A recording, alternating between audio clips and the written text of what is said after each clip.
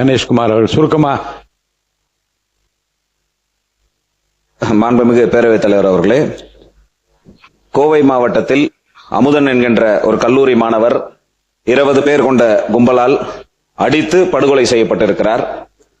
இதற்கு கல்லூரி நிர்வாகத்தின் சார்பாகவும் காவல்துறையின் சார்பாகவும் ஒரு கருத்து தெரிவிக்கப்பட்டாலும் கூட அம்மாணவனுடைய பெற்றோர்கள் அந்த மாணவன் ஒரு விசாரணையின் பொழுது இந்த பகுதியில் இவ்வாறாக போதைப் பொருட்களுடைய பழக்கம் இருக்கிறது என்று தெரிவித்ததாகவும், அந்த தகவல் யார் யார் அந்த போதைப் பொருட்களை விற்கிறார்களோ அவர்களுக்கு சென்றடைந்த காரணத்தினால் அவர்கள் திட்டமிட்டு ஒன்று கூடி அம்மாணவனை அடித்து கொண்டிருக்கிறார்கள் என்று அவர்களுடைய பெற்றோர் கூறுகிறார்கள். இருவேறு கருத்துக்கள் இவ்வாறு நிலவிக் கொண்டிருக்கக்கூடிய சூழ்நிலையில் எதுவாக இருந்தாலும் அது மாணவன் கொலை செய்யப்பட்டது என்பது போதைப் பொருட்கள் சம்பந்தமான விஷயம் என்று அறியும் பொழுது மனவேதனை அடைகிறது.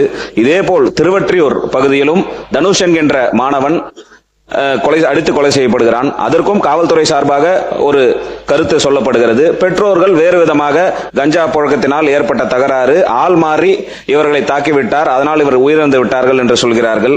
நாம் மனதில் கொள்ள வேண்டிய விஷயம் என்னவென்று சொன்னால், இன்றைக்கு இந்த கஞ்சா பழக்கம், போதைப் பொருள் பழக்கம் என்பது 18-15 வயது கல்லூரி மாணவர்கள், பள்ளி மாணவர்களிடையே கிடைக்கக்கூடிய சூழ்நிலை இன்றைக்கு இருந்து கொண்டிருக்கிறது என்பதுதான் நாம் எல்லாம் கருத்தில் கொள்ள வேண்டிய முக்கியமான ஒரு விஷயமாக இருந்து கொண்டிருக்கிறது. இந்த ஆட்சி பொறுப்பேற்றவுடன் போதை ஒழிப்புக்கென்று தனி படையை அமைத்திருக்கிறோம். அது செயல்பாட்டில் இருக்கிறது. பெண்களின் பாதுகாப்புக்காக சிங்கப்படை அமைத்திருக்கிறோம். அதுவும் நடைமுறையில் நல்லபடியாக இருந்து கொண்டிருக்கிறது. ஆனால் கடந்த 24 மணி நேரத்தில் மட்டும் 5 கொலை சம்பவங்கள் இன்றைக்கு நடந்திருக்கிறது.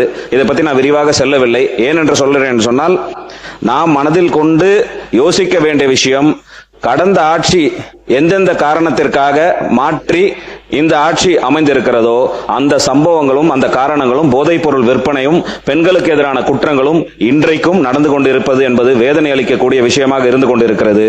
இது குறித்து மேலும் இது போன்ற சம்பவங்கள் நடைபெறாமல் தடுக்க வேண்டிய வண்ணம் இந்த அரசு உரிய வெளிப்படைத்தன்மையுடன் நடவடிக்கை மேற்கொண்டு ஓய்வு பெற்ற நீதியரசர் தலைமையில் ஒரு பொதுவான விசாரணையை மேற்கொண்டு இந்த 2 கொலை சம்பவத்திற்கும் என்ன காரணம் என்பதை மக்களுக்கு தெளிவுபடுத்த வேண்டிய கட்டாயம் அரசிடம் இருக்கிறது.